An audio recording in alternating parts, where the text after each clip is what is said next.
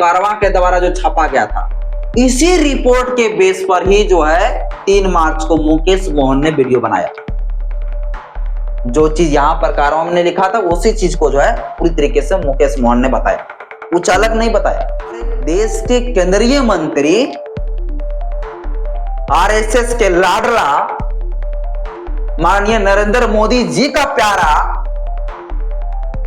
के द्वारा एक डिफेमेशन का नोटिस जो है थमा दिया 50 करोड़ का, और नागपुर पुलिस ने उसके ऊपर एफआईआर दर्ज कर ली गई और उनका पूरा गैजेट को जो है जब्त कर लिया। अगर 10 पीढ़ी के लोगों को अगर जिंदा कर लिया जाए और अब पूरा प्रॉपर्टी को अगर देखा जाए तो भी 50 करोड़ का, अगर 50 करोड़ का अगर डिफेमेशन का केस ला दे तो मेरा जिंदगी सोचिए क्या होगा। पूरा पीढ़ियां हमारी जो है 10 पीढ़ी जिंदा हो जाएगी या 10 पीढ़ी और आ जाएंगे तो भी इतना पैसा सरकार को नहीं दे पाएगी। इस वीडियो में आप सभी को बहुत बहुत स्वागत है। आज बहुत ही दुख के साथ मुझे इस वीडियो को बनाना पड़ रहा है कि अब हम जैसे जो सोशल मीडिया इन्फ्लुएंसर है, जो कंटेंट क्रिएटर है, इनको जो है काफी मुश्किलों की सामना अब करना पड़ रहा है।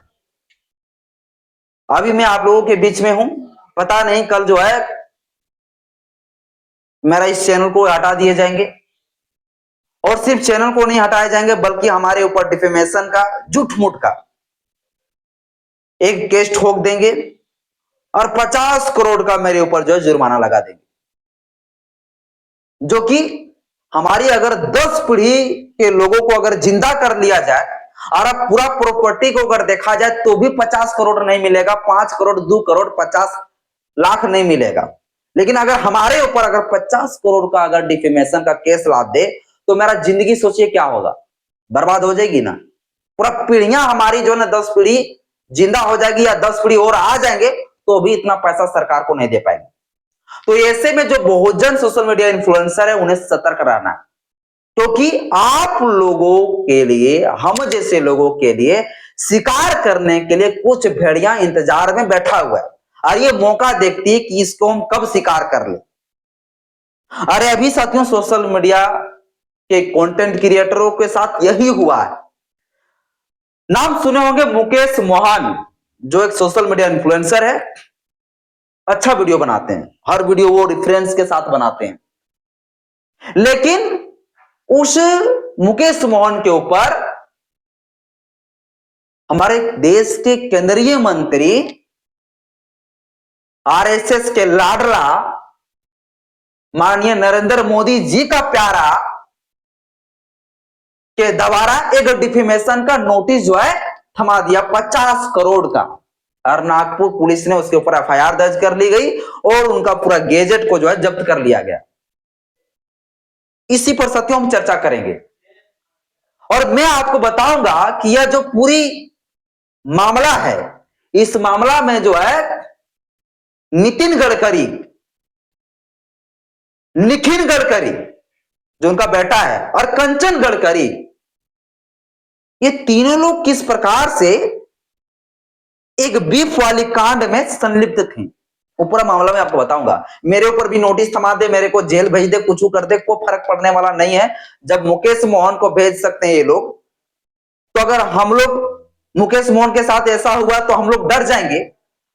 और ये अगर सरकार सोचती होगी कि ये डर के मारे सारे सोशल मीडिया इन्फ्लुएंसर जो है अब सरकार के खिलाफ बोलना बंद कर देंगे, कालाबाजारी पर बोलना बंद कर देंगे, भ्रष्टाचार पर बोलना बंद कर देंगे, तो ये इसकी हैसियत और औकात नहीं है। कितने लोगों को आप रोकेंगे? लाखों कंटेंट क्रिएटर, सबको रोकेंगे आप? मतलब इस देश में जो है जो चाटुकारी करेंगे इन नेताओं का, भाजपा के नेताओं को जो चाटुकारी करेंगे, वैसे दलालों को जो है ये पसंद करते हैं, ये भाजपा लोग, ये तमाम जो नेता लोग। चलिए साथियों पूरा पोल में खोलूंगा, एक एक करके मैं पूरी तरीके से रेफरेंस के साथ, प्रूफ के साथ सब कुछ मैं जो है लेके आया हूं और सब कुछ मैं पूरा ये मामला को जो है भंडा फोड़ करूंगा। बस इस वीडियो को जो है, और मुकेश मोहन के ऊपर सिर्फ इतना बड़ा सजा क्यों भुगतना पड़ा, जो मेन जो है आरोपी थे, जो मेन जो जिन्होंने इस खबर को प्रसारित किया, ये बीफ कांड को, उनके ऊपर ये 50 करोड़ तो क्या 1 करोड़ का भी नोटिस थमाने का औकात नहीं था उनके सामने। लेकिन ये गरीबों को, मजदूरों को, जो किसानों का जो बेटा होते हैं, उनको परेशान करना चाहते हैं, उनके बारे में डरते हैं। किनको ये औकात कैसे हो गई है सोशल मीडिया में वीडियो बनाने लगे, इसको हैसियत कैसे हो गई कि भैया इतना वायरल होने लगे, बस उसको रोकने के लिए। मैं आपको पूरा मामला समझाता हूं। देखिए 1 मार्च 2026 को जो है द कारवां नाम का जो है मैगजीन के द्वारा एक जो है रिपोर्ट जो है पब्लिश किया जाता है। कब, मैं आपको बता दूं, कारवां। ये जो है मैं पूरा नाम लिखना चाहता हूं, एकदम पूरा डिटेल से मैं बताऊंगा। ऐसा नहीं कि भैया हम भी किसी रेफरेंस के तहत नहीं बोल रहे, एकदम रेफरेंस के साथ। ठीक है, देखिए कारवां के द्वारा जो एक मैगजीन है उनके द्वारा जो है 1 मार्च 2026 को, कब, 1 मार्च 2026 को, 1 मार्च 2026 को जो है एक रिपोर्ट जो है पब्लिश किया जाता है। एक रिपोर्ट जो है पब्लिश किया जाता है। और ये क्या रहता है रिपोर्ट, में आपको बता देता हूं, सब कुछ बताऊंगा, समझिए। रिपोर्ट पब्लिश किया जाता है और ये पब्लिश रहता है एक एफआईआर का जो है का पूरा कंप्लेन और एफआईआर का पूरा इन्वेस्टिगेशन का जो पार्ट रहता है उस चीजों को जो है रिपोर्ट को पब्लिश किया जाता है। एक एफआईआर जो ये 1 मार्च 2026 को कारवां के द्वारा जो रिपोर्ट पब्लिश किए जाते हैं वो एक एफआईआर कॉपी का रहता है रिपोर्ट, और एफआईआर कॉपी का पूरा इन्वेस्टिगेशन जो रहता है, इन्वेस्टिगेशन के बारे में जो है चर्चा करते हुए जो है उस रिपोर्ट को पब्लिश किया जाता है। ठीक है, कारवां के द्वारा। अब जब 1 मार्च 2026 को जब ये कारवां के द्वारा ये किए जाते हैं, रिपोर्ट का पूरा जो टाइटल था उस टाइटल का मैं नाम लिख देना चाहता हूं, नागपुर बीफ। आप लोग सर्च मार के देख भी सकते हैं कारवां में, ठीक ना, नागपुर बीफ्स, ये रहता है पूरा इसका टाइटल। और टाइटल में बता दूं, पूरा जो टाइटल का नाम रहता है the beef company invest in Gadkari business empire, ये पूरा रहता है पूरा इस title. The beef company, the beef company, the beef company invest in Gadkari, in Gadkari business empire, in Gadkari, in Gadkari business empire, business empire, business empire, ये रहता है पूरा जो है इस पूरा टाइटल का नाम। अब देखिए ये जब 1 मार्च 2026 को जब ये रिपोर्ट पेश की जाती है एफआईआर कॉपी का, इन्वेस्टिगेशन पूरा पार्ट का, इसके बाद ठीक 2 दिन के बाद मुकेश मोहन के द्वारा यानी 3 मार्च 2026 को, कब, 3 मार्च 2026 को जो है कंटेंट क्रिएटर मुकेश मोहन के द्वारा जो है मुकेश मोहन के द्वारा जो है एक वीडियो बनाया जाता है। और ये मुकेश मोहन के द्वारा ये जो वीडियो बनाए जाते हैं, मुकेश मोहन के द्वारा यह वीडियो लगभग जो है टोटल जो है 2.5 मिनट के थे। कितना मिनट का? 2.5 मिनट का ये पूरा वीडियो था। किस बेस पर बना रहे हैं मुकेश मोहन वीडियो? ये जो द कारवां था, जो कारवां के द्वारा जो छापा गया था, इसी रिपोर्ट के बेस पर ही जो है 3 मार्च को मुकेश मोहन ने वीडियो बनाया। जो चीज यहां पर कारवां में लिखा था उसी चीज को जो है पूरी तरीके से मुकेश मोहन ने बताया, कुछ अलग नहीं बताया। लेकिन कारवां के ऊपर कुछ ना होके तुरंत जो है गडकरी जो नितिन गडकरी है, जो मंत्री है, उनके द्वारा एक जो है डिफेमेशन का जो है नोटिस आ जाता है 26 मार्च 2026 को। एक नोटिस आ जाता है। किसके घर में नोटिस आ जाता है? मुकेश मोहन के घर में, इस मंत्री के नाम से नोटिस आ जाता है। और यह नोटिस में लिखता है कि तुमने इस प्रकार से बार बार बीफ शब्द का प्रयोग किया और गडकरी परिवार से जोड़ा, इसलिए मानहानि के तहत मैं आपको जो है इतना मतलब 50 करोड़ का फाइन करता हूं। कितना करोड़ फाइन भैया? कितना? 50 करोड़, 50 करोड़, ठीक ना। 50 करोड़ का फाइन वाला जो है डिफेमेशन नोटिस आ जाता है किसके घर में? मुकेश मोहन के घर में। अब बताइए, मुकेश मोहन जो छोटा सा कंटेंट क्रिएटर हो, जो एक छोटा सा जो है 10 बाय 10 के रूम में वीडियो बनाता हो, उसका अगर आप वीडियो को रूम देखेंगे तो आपको बड़ा असर लगेगा कि भैया इतना गरीबी में जो है वो अपना वीडियो बना रहे हैं, समाज के हित में काम कर रहे हैं। अब उनके ऊपर जो है 50 करोड़ का जो है जुर्माना, सोचिए फाइन। इसके बाद नागपुर पुलिस ने उसके ऊपर एफआईआर दर्ज की। इसके बाद उनकी जो वीडियो बनाने का जो गैजेट था, मोबाइल था, वो सारी चीजें जब्त कर ली गई। ये सारी चीजें हो गई। अब आप लोग सोच रहे होंगे आखिर ये हुआ क्या था, आखिर किस चीज के बारे में ये जो कारवां ने छापा था, किस चीज के बारे में।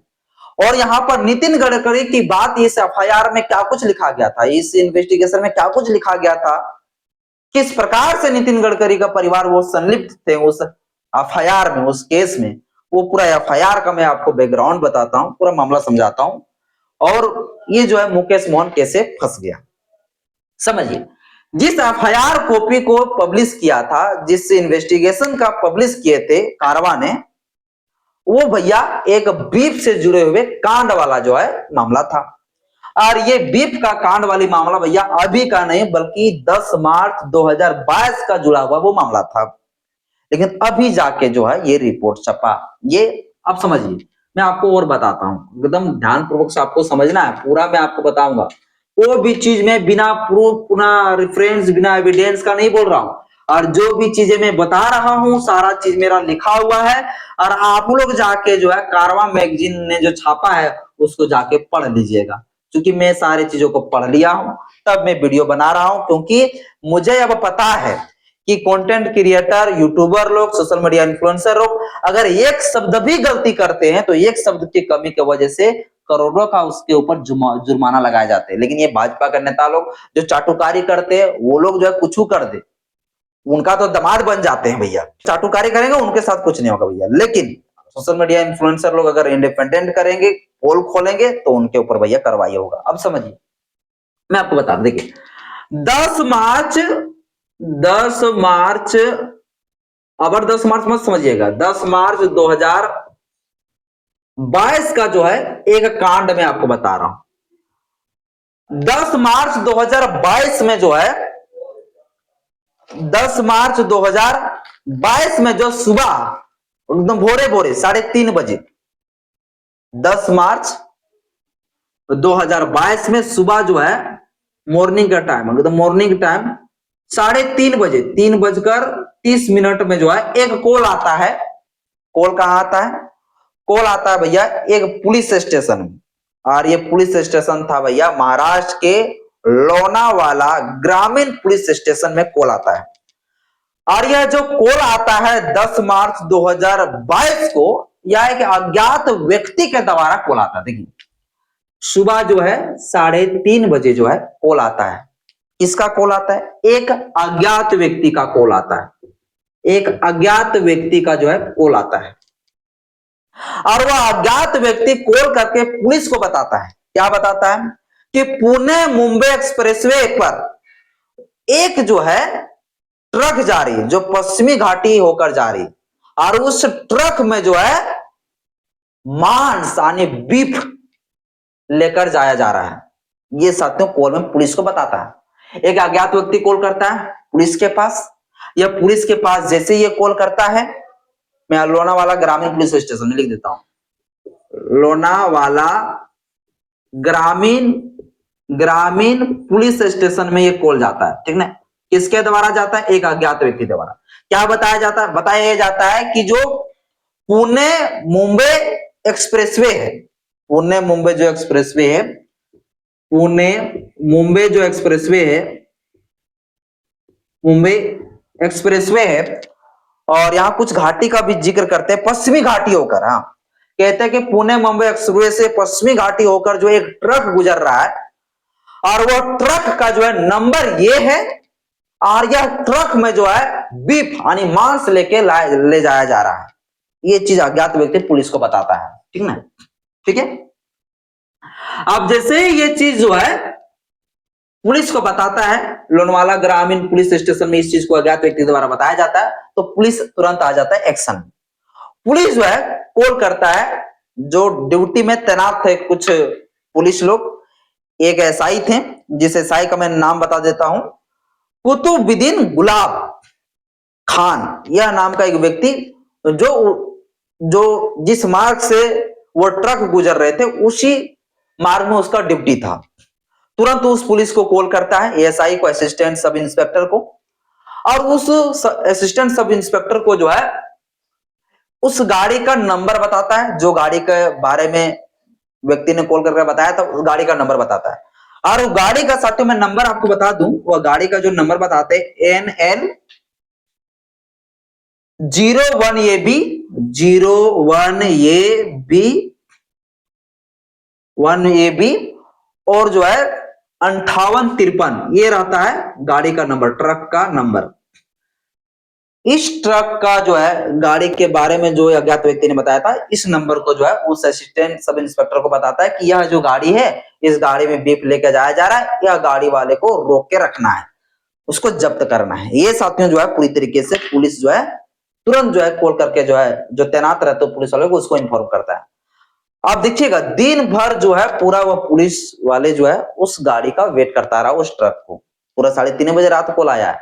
लेकिन शाम के समय, सेकेंड टाइम शाम के समय यह गाड़ी को, इस नंबर वाले गाड़ी को जो है शाम के समय जो है पुलिस जो है हाथ मारती है, रोकने का कोशिश करता है, लेकिन यह गाड़ी का जो ड्राइवर थे, खलासी थे, गाड़ी को बड़ा स्पीड करके जो है भाग निकलते हैं। लेकिन होता यह है कि यह ड्राइवर जो है ट्रक को लेके नहीं भाग पाता है, पुलिस उसका पीछा करके पकड़ लेता है।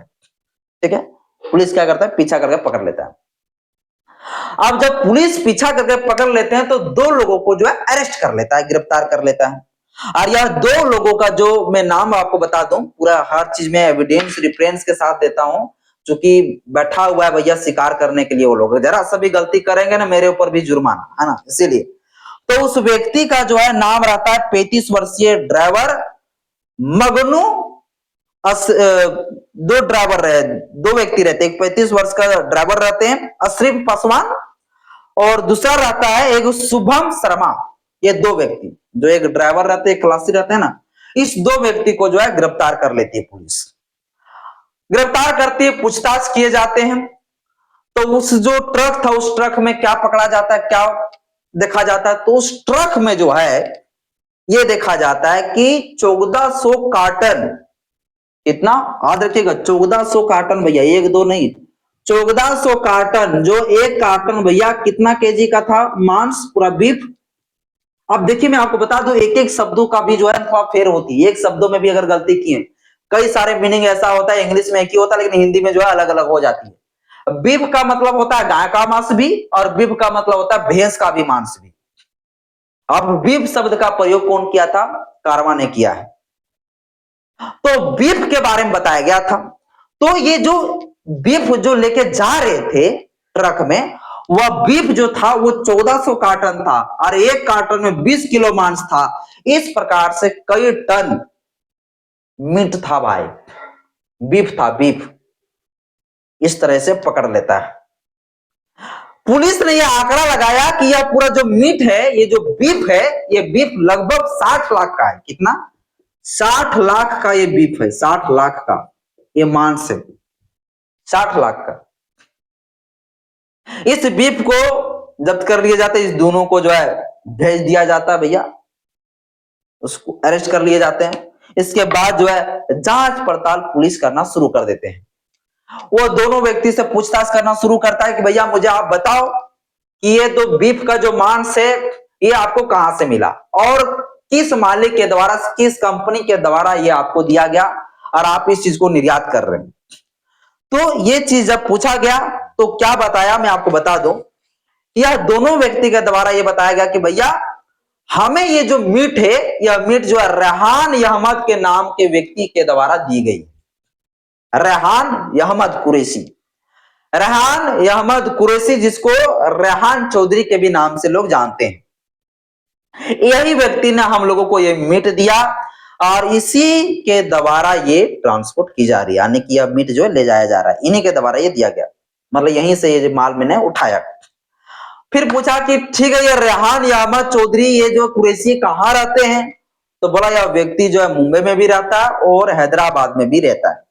ठीक है, इसके बाद देखिए जब ये जब्त हो गई, इसके बाद ठीक दूसरे दिन जो है एक कंपनी, अब यहां समझिएगा खैला, ये ऐसा होता है भैया नितिन गडकरी का पूरा सम्मिलित वाला मामला।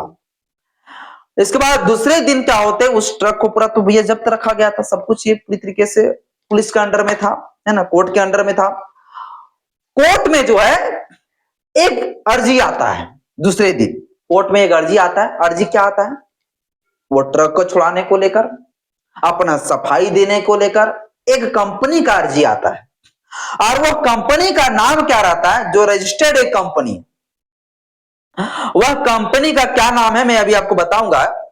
रेम्बल, पूरा कंपनी का मैं भी आपको नाम बता देना चाहता हूं। उस कंपनी का पूरा नाम है रेम्बल एग्रो एंड फूड्स लिमिटेड। यह कंपनी का अर्जी आता है भैया कोर्ट में। ठीक है, सेकेंड दिन अर्जी में कहा जाता है यह जो बीफ की जो मांस है, यह गाय का मांस नहीं है बल्कि यह भैंस का मांस है। यह बताया जाता है। क्या बताया जाता है? कि यह जो है बीफ है लेकिन यह गाय का मांस नहीं बल्कि यह भैंस का मांस है।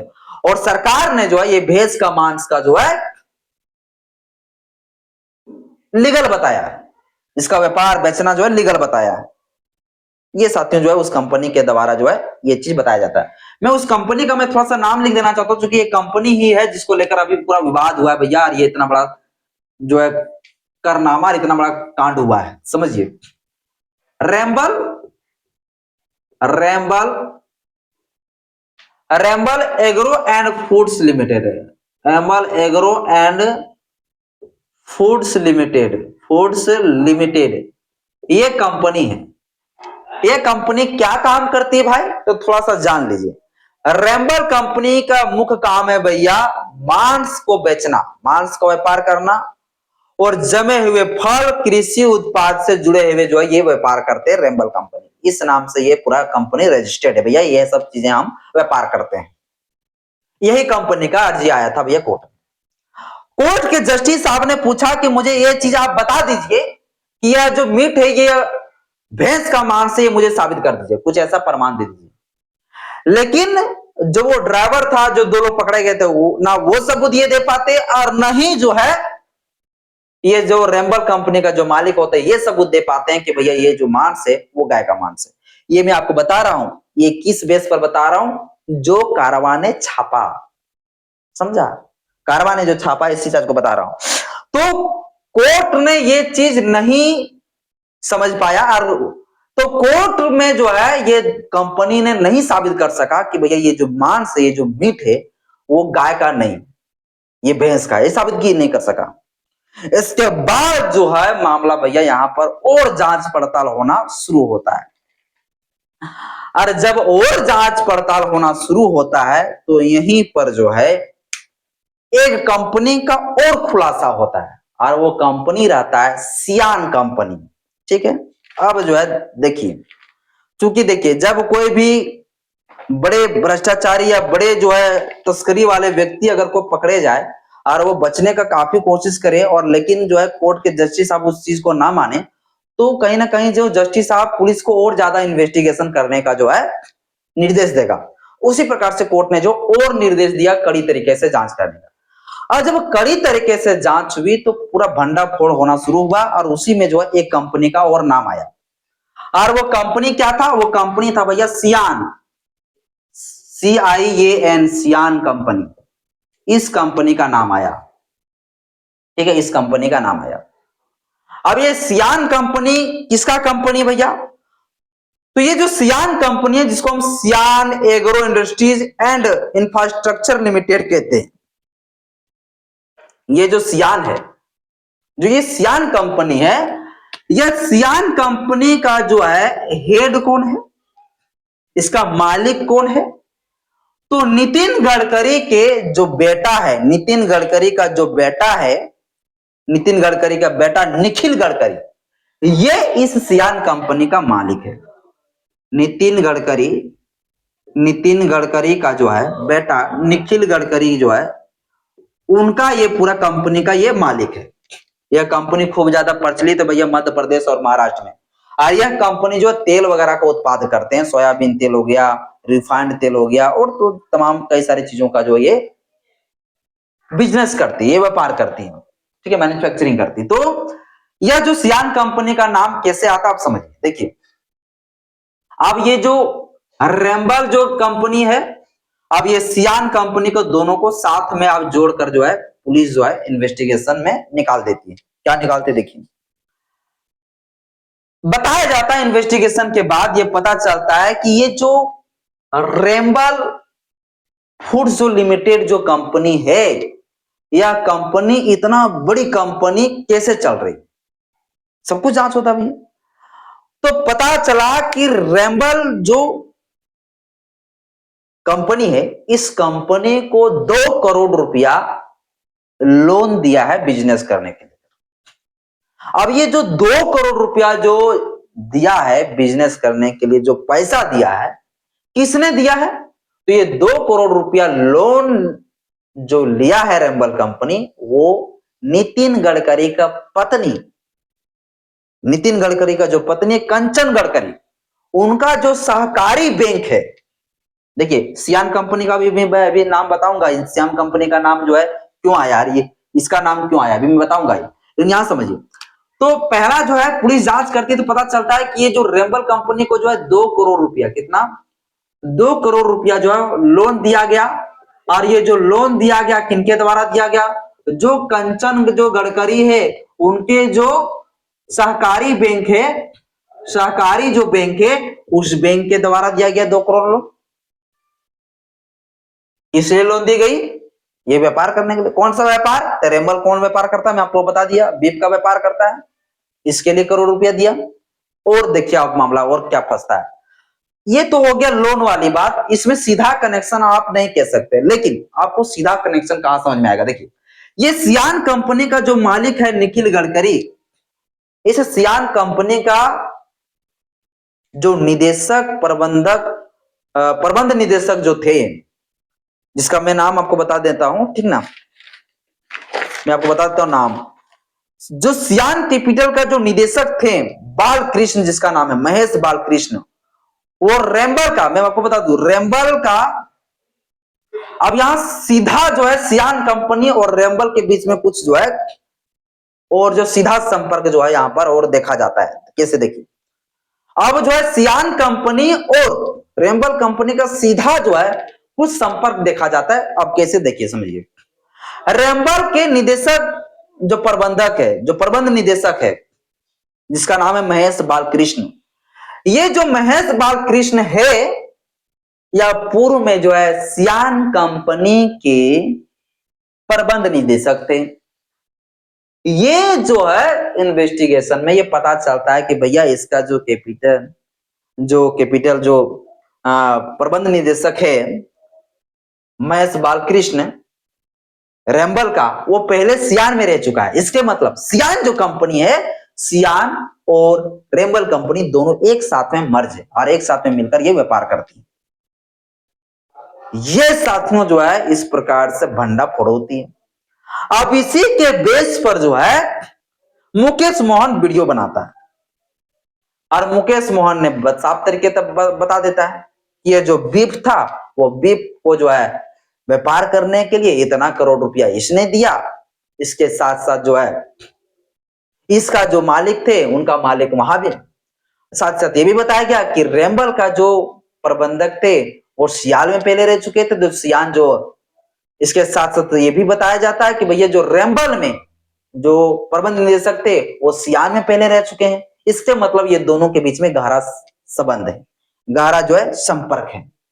तो इस बेस पर साथियों ये वीडियो बनाया जाता है, जो कारवां ने छापा, किसी ने नहीं छापा, लेकिन गडकरी के द्वारा जो ये 50 करोड़ का जो जुर्माना थमाया गया, डिफेमेशन का केस किया गया, ये नोटिस थमाया गया, ये फाइन का, ये सिर्फ इसलिए किया गया क्योंकि मुकेश मोहन ने बार बार गोमांस का जो है शब्द का प्रयोग किया।